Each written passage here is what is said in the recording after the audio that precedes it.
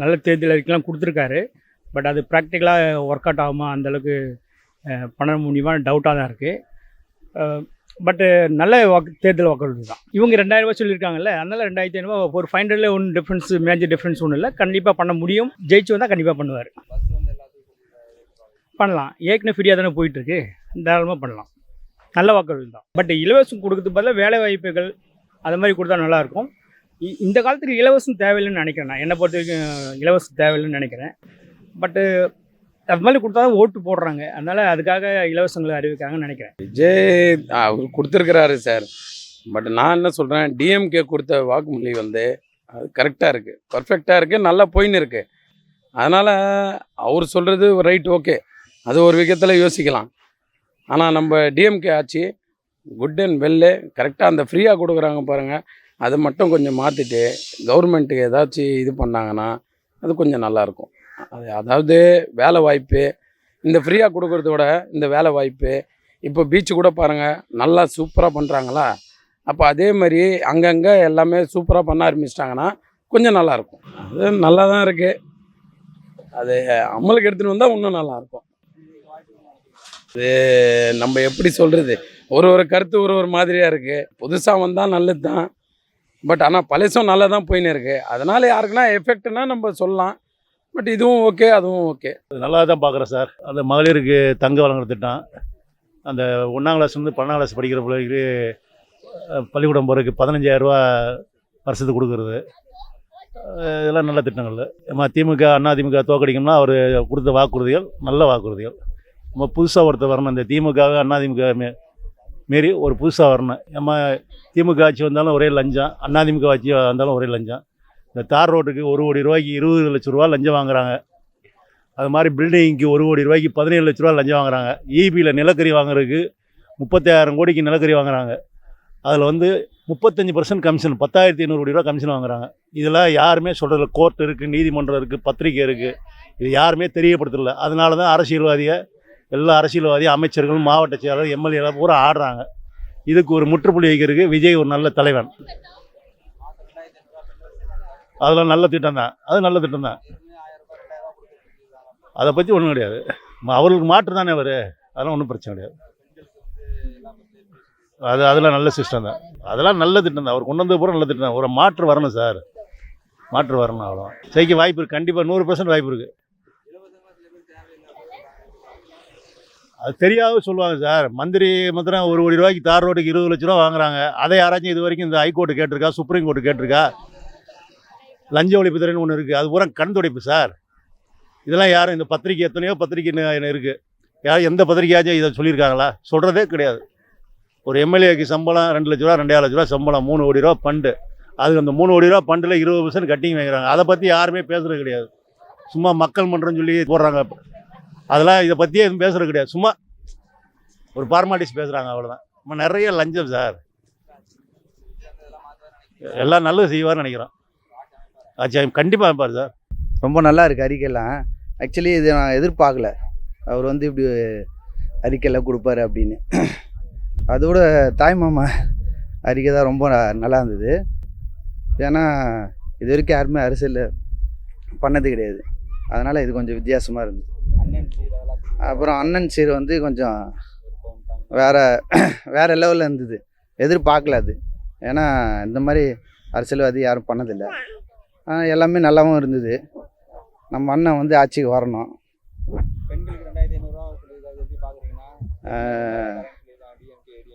அது வந்து கொடுக்க முடியும்.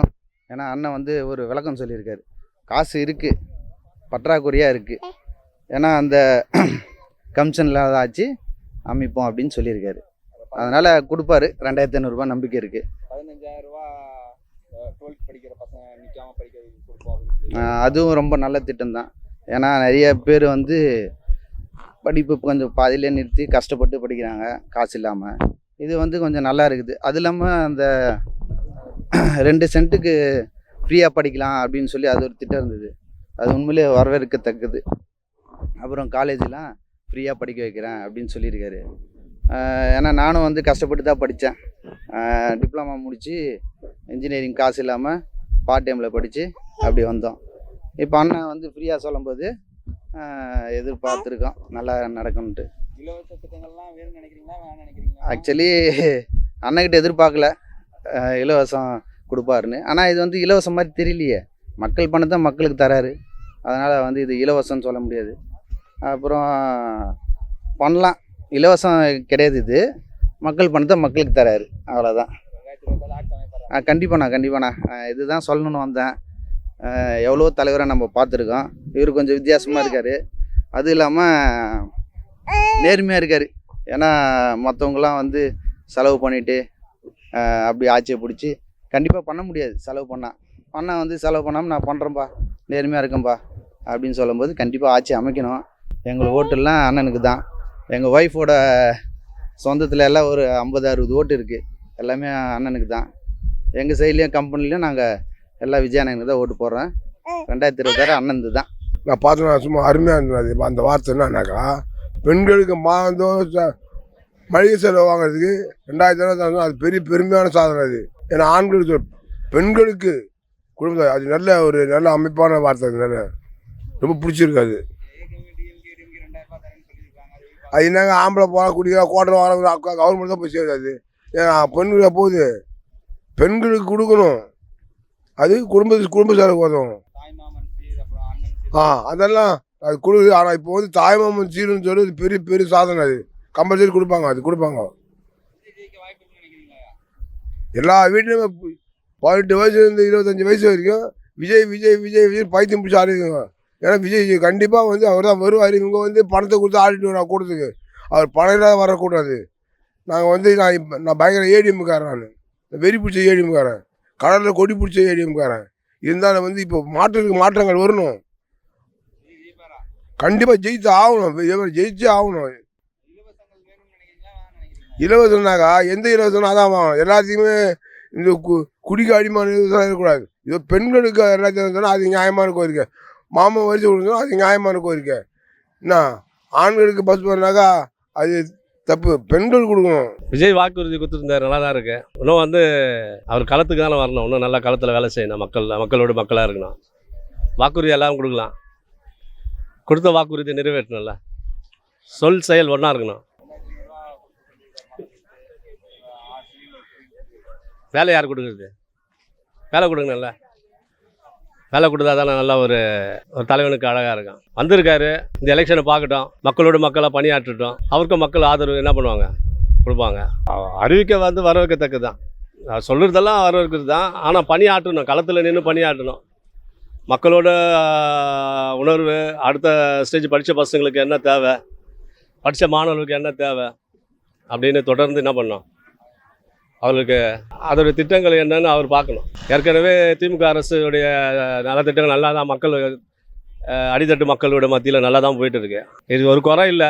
மாற்றத்தை மக்கள் விரும்பினான்னா அது தடுக்கிறதுக்கு ஒன்றும் பண்ண முடியாது. பட் மக்கள் வந்து நல்ல தலைவரை தேர்ந்தெடுப்பாங்க. ஏழைங்க இருக்காங்கன்னு நீங்கள் நினைக்கிறீங்களா இல்லையா? வருமானம் கம்மியாக இருக்கா இல்லையா? அப்போ இலவசம் தேவைப்படுதில்ல. கிராமப்புறங்களில் அதிகமாக விவசாயிக இன்றைக்கி வந்து இந்த 100 நாள் திட்டத்தை 150 நாள் திட்டமாக மாற்றணும் அப்படின்னு சொல்லி திட்டங்களை வந்து கொடுக்குறாங்க. ஆனால் அவங்களுடைய நிலங்கள் வந்து தண்ணீர் பாய்ச்சிறதுக்கு காவேரி பிரச்சனை, மற்ற எல்லா பிரச்சனையும் தண்ணீர் பிரச்சனை இருக்குது. அவங்க இடர்பெயர்வு அதிகமாக இருக்குது. கிராமப்புறத்துலேருந்து நகரப்புறத்துக்கு எதுக்கு இடம்பெயர்கிறாங்கன்னா வருமானம் கிடையாது, சுகாதாரம் இருந்தாலும் உணவு நல்லா இருந்தாலும், ஆனால் அந்த வாழ்க்கை வாழணும்ல. நம்ம இங்கே சிட்டியில் வாழ்கிற வாழ்க்கை அவங்க வாழணும்ல. இங்கே பல வந்து வருமானத்துக்கு வரைய மேலை நாடுகளுடைய பல தொழில்நுட்பமுடைய இருந்தாலும் அங்கே வந்து அவங்களுக்கு அந்த படிப்புக்கான வளர்ச்சி, அடித்தட்டு மக்களுக்கான தேவைகள் இருக்குது. அது கண்டிப்பாக இந்த அரசு தொடர்ந்து முன்வைச்சது. இப்போ அடுத்த வாட்டி வரும்போது கண்டிப்பாக இன்னும் நல்லா இருக்குன்னு நான் உணர்றேன். அது ஃபஸ்ட்டு வந்து அவர் வந்து ஒரு எதிர்கட்சியாக வந்து நிற்கிட்டோமா, விஜய் எதிர்கட்சியாக நிற்கிட்டோமா. கேமரா இப்போ ஒரு பத்திரிகையாளர் கூட அவர் முன்னாடி வந்து நிற்க பேசுறதுக்கு அலறாரு. ஏன்? நான் சாதாரண ஒரு கீழே இருக்கிற மக்கள், ஒரு வழிபோக்க மாதிரி, தமிழ்நாட்டு மக்கள் வழிபோங்க. ஏன் வந்து பத்திரிகையாளர் பயப்படுறாரு? நான் பேசுகிறேண்ணே, நீங்கள் மைக்கு தான் பேசுகிறேண்ணே, ஏன் அவர் பேச மாட்டேன்றார்? கேள்வி கேட்டால் மக்கள் மத்தியில் ஒரு தூணாக நிற்கிறது பத்திரிகையாளர். அந்த பத்திரிகையாளர் கேள்வி கேட்கும்போது பதில் சொல்லணும்ல. இப்போ பதில் சொல்லும் போது தான் ஒரு தலைவனாக முடியும். கேள்விக்கு பதில் சொல்லணும்ல. அப்படி தள்ளி போகும்போது மக்கள் என்ன பண்ணுவாங்க? புறக்கணிப்பாங்க. அதனால் மக்கள் மத்தியில் வரட்டும், அவர் வர்றது நல்லது தான். இன்னும் ஜனநாயகத்துடைய ஒரு முதுகெலும்பு இன்னும் அதிகமான ஒரு உணர்வோடு வரும். நல்லா உற்சாகமாக அவர் படி ஆட்டுட்டோம். வாலிப பிள்ளைங்கள்லாம் அவர் கூட இருக்காங்க, அவங்க செயலாட்டோம். தேர்தல் வாக்குறுதி மாறி மாறி வாக்குறுதி கொடுக்குறாங்க. அது எல்லாம் பாசிபிள் ஆகுமான்னு தெரியல. ஃப்ரீயை முதல்ல நிறுத்தலானே நல்லா இருக்கும்னு தோணுது. ஃப்ரீயே தேவையில்லை ஜனங்களுக்கு. அவங்க ஒழுங்காக ஒயின் ஷாப் இதெல்லாம் 3 நாளே போதும். 2000 ரூபாய் கொடுக்கறத பற்றி என்ன நினைக்கிறேன்னு கேட்குறாங்க. பார்க்கலாம் எப்படி இருக்குன்னு தெரியல. பார்க்கலாம். ஏன்னா யாருக்குமே இந்த 1000 ரூபாய் எல்லாருக்குமே கிடைக்கவே இல்லை. இது எப்படி பாசிபிள் ஆகும்னு தெரியல. எல்லாரும் மாறி மாறி கொடுக்குறாங்க. வந்ததுக்கப்புறம் தான் தெரியும் என்ன நடக்கும்ன்ட்டு. தெரியலைங்க எப்படின்ட்டு. ஜனங்க எந்த பக்கம் சாய்வாங்கன்னே தெரியாது. பார்க்கலாம். எனக்கு வந்து அந்த தாய்மாமன் சீர் நல்லா இருந்தது. அது குழந்தைக்கு இது போடுறது, அந்த ரிங்கு, கோல்டு ரிங் போடுறது நல்லா இருந்தது. அது ஓகே, நல்லா தான் இருந்தது அவங்க சொன்னது. 2500 ரூபாய் எங்களுக்கு கிடையாதுன்னு நினைக்கிறேன். அதை பற்றி எனக்கு தெரியல. கிச்சன் கிட்ட போனதே கிடையாது. ஸோ அதை பற்றி எனக்கு நோ ஐடியா. அது ஓகே தான். ஓகே, நல்ல இதுதான். அது வந்தால் செய்யணும் கண்டிப்பாக. தெரியல, பட் என்னுடைய ஓட் டிவி கேட்குதான். கண்டிப்பாக எனக்கு யூஸ்ஃபுல்லாக இருக்கும் அது வந்தாங்கன்னா. தெரியல, பட் ஜெயிச்சா நல்லாயிருக்கும். எல்லா கட்சிக்காரங்களும் தான் வாக்குறுதி கொடுக்குறாங்க. விஜயும் அவரும் ஒரு வாக்குறுதியை கொடுக்குறாரு. மகளிர் தினத்துக்கு வந்து அது ஒரு அறிக்கை விட்டுருக்குறாரு. இப்போ இது மாதிரி அறிக்கை விட்டுகிட்டே தான் இருக்க வேண்டிய எல்லா கட்சிக்காரங்களும். யார் என்ன வரான்னு 2 மாதத்தில் தான் தெரியும். ஆமாம், 6 கேஸ் ஃப்ரீ இருக்கார். முதல்ல எடப்பாடி கூட தான் சொல்கிறாரு கேஸ் ஃப்ரீ அப்படின்னாரு. ஆனால் வரவே இல்லை. அது என்ன செய்ய முடியும்? வந்தால் தான் யார் யாருக்கு என்ன இருக்கோ. இப்போ இவர் திமுககாரங்க வந்தாங்க, கடைசி நேரத்தில் எல்லாத்தையும் வாரி விடுறாங்க. இப்போ எதுவும் கிடையாது. முதல்ல வந்து ஃபஸ்ட்லேயே சொன்னார் 51 திட்டங்கள் போட்டார். கடைசியில் பார்த்தா கடைசி நேரத்தில் எல்லாமே செயல்படுத்துகிறார். ஆனால் அவங்க வந்து எல்லா இடமும் நிறைய இடத்துல வந்து அந்த பழைய பில்டிங்கெல்லாம் வந்து புதுப்பிச்சிருக்காங்க. அதில் ஒன்றும் நம்ம பாராட்ட வேண்டிய விஷயம். மற்ற இதெல்லாம் ஒன்றும் நம்ம சொல்ல முடியாது. ஆனால் அவர்